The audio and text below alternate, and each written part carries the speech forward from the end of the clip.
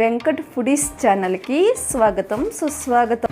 ఈరోజు నేను ఆంధ్ర స్టైల్లో చేపల పులుసు చేసి మీకు చూపిస్తాను.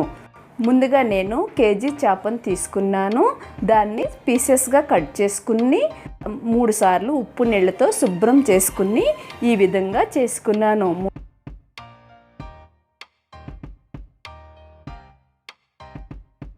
ఇప్పుడు చేపల పులుసు తయారు చేసుకోవటానికి కావాల్సిన పదార్థాలు చూద్దాం. ముందుగా 2 స్పూన్ల ధనియాలు, 1/2 స్పూను మెంతులు, సన్నగా కట్ చేసుకున్నవి 7-8 పచ్చిమిర్చి ముక్కలు, 2-3 స్పూన్ల సన్నగా తరుక్కున్న కొత్తిమీర, అలాగే 2 రెబ్బల కరివేపాకు, అలాగే కేజీ చేపలకి 75 గ్రామ్స్ చింతపండు, అలాగే సాల్టు, కారం, కేజీ చేపలకి 200 గ్రాముల ఉల్లిపాయలను తీసుకుని పేస్ట్ చేసుకున్నాము. అలాగే 1/2 స్పూన్ పసుపు, అల్లం పేస్టు 1 స్పూను, వెల్లుల్లి పేస్టు 1 స్పూను, అలాగే 400 ml వాటర్ తీసుకోవాలి.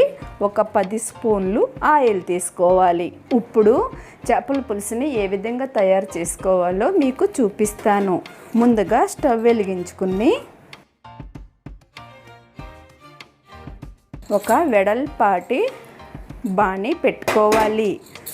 ఎడల్పాటి బాణీ పెట్టుకుంటేనే చేపల కూర బాగా ఉడుకుతుంది, చేప ముక్కలు ఇరిగిపోకుండా ఉంటాయి. ఇప్పుడు ఈ బాణీలోకి 2 స్పూన్ల ధనియాలు,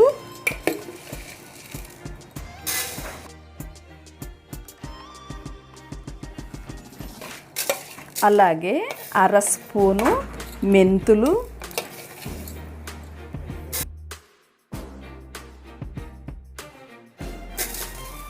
అలాగే 5-6 లవంగాయలు వేసుకుని మంట లో ఫ్లేమ్లో పెట్టుకుని మంచి అరోమా వచ్చే వరకు ఫ్రై చేసుకోవాలి. ఫ్రై చేసుకున్న తర్వాత ఇవి ఒక బౌల్లోకి తీసుకుని కొంచెం చల్లారిన తర్వాత ఫైన్గా పౌడర్ చేసుకోవాలి మిక్సీలో వేసుకుని. ఇప్పుడు అదే ప్యాన్ పెట్టుకుని మనం కేజీ చేపల పులుసుకి 10 స్పూన్ల ఆయిల్ వేసుకోవాలి. ఆయిల్ ఎక్కువ వేసుకుంటేనే చేపల పులుసు బాగా టేస్ట్గా వస్తుంది. ఆయిల్ హీట్ ఎక్కిన తర్వాత 1 రెబ్బ కరివేపాకు వేసుకోవాలి. అలాగే కేజీ చేపల పులుసుకి 200 గ్రాముల ఉల్లిపాయలను తీసుకుని పేస్ట్ని కూడా వేసుకోవాలి.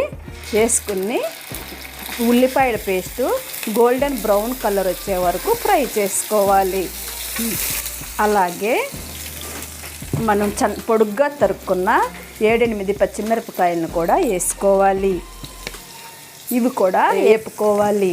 అలాగే 1 స్పూను అల్లం పేస్టు, 1 స్పూను వెల్లుల్లి పేస్టు, ఇది కూడా పచ్చివాసన పోయి గోల్డెన్ బ్రౌన్ కలర్ వచ్చే వరకు ఫ్రై చేసుకోవాలి.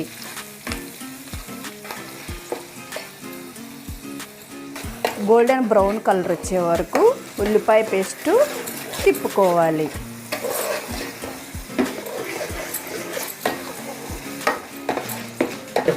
ఇప్పుడు ఉల్లిపాయ అల్లం వెల్లుల్లి పేస్టు గోల్డెన్ బ్రౌన్ కలర్ వచ్చింది. ఇప్పుడు ఇందులో మనము 1/2 స్పూన్ పసుపు, అలాగే 2 స్పూన్ల సాల్టు, 3 స్పూన్లు కారం వేసుకోవాలి.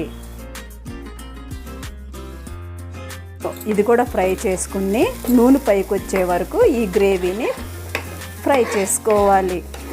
రెడీ అయిపోయింది. నూనె పైకి వచ్చింది. ఇలా నూనె పైకి వచ్చేదాకా వేపుకుని ఇప్పుడు మనము ఈ గ్రేవీలో చేప ముక్కల్ని పెట్టుకుందాం.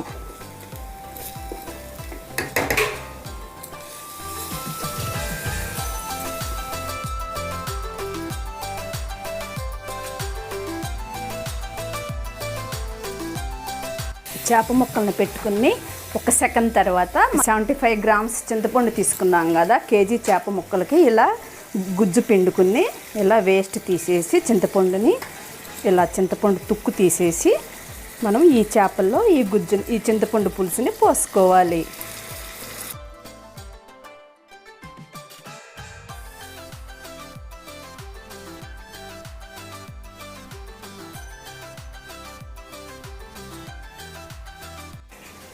అలాగే ఇప్పుడు ఒక 400 ml ఈ చేప ముక్కల్లోకి వాటర్ పోసుకోవాలి.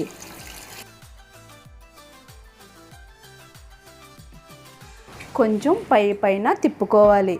ఎక్కువగా తిప్పుకుంటే ముక్కలు ఇరిగిపోతాయి.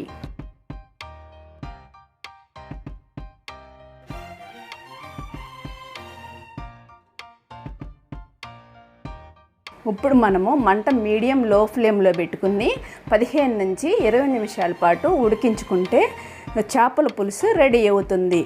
ఇప్పుడు మనం ఈ బౌల్ పైన మూత పెట్టుకుందాం. చేపల పులుసు ఏ స్టేజ్లో ఉందో చూద్దాము.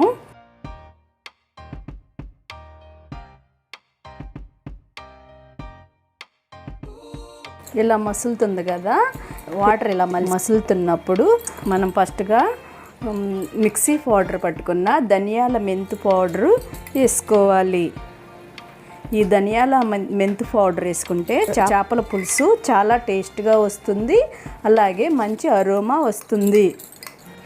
ఇలా ఉడుకు పట్టినప్పుడు చేపల కూర ఇలా మరుగుతున్నప్పుడు చేపల పులుసు మనము ఈ పౌడర్ని వేసుకోవాలి. ఇలా మూత పెట్టుకుని వాటర్ పోసిన కాడి నుంచి 15 నుంచి 20 మినిట్స్ ఉడికించుకుంటే చేపల పులుసు రెడీ అవుతుంది.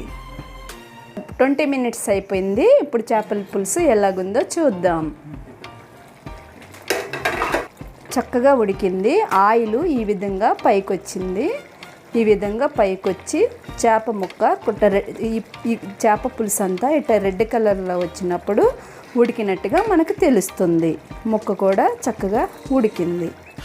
ఇప్పుడు మనము 2-3 స్పూన్ల కొత్తిమీర తరిగేసుకుందాము. కొత్తిమీర తరిగేసుకుని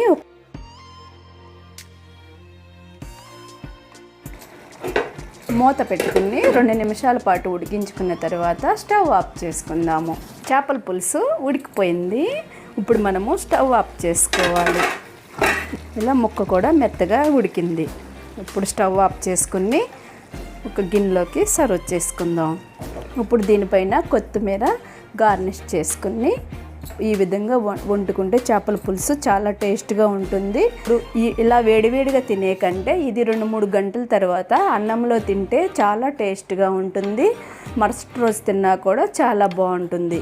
ఈ విధమైన కొలతలతో మీరు కూడా చేసుకుని ఎలాగొచ్చిందో మా కామెంట్ బాక్స్లో కామెంట్ చేయండి.